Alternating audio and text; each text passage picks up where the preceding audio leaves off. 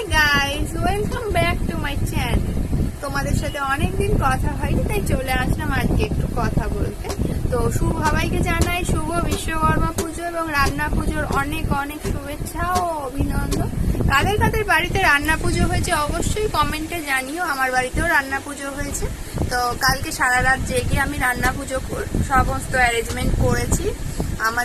আমার শ্বশুর বাড়িতে ভাত, মুসুরির ডাল, কচুর শাক দিয়ে মাছের মাথা, পায়েস, 5 রকমের ভাজা, চাইলে 7 রকমের ভাজাও দেওয়া যেতে পারে, তাতে কোনো অসুবিধা নেই।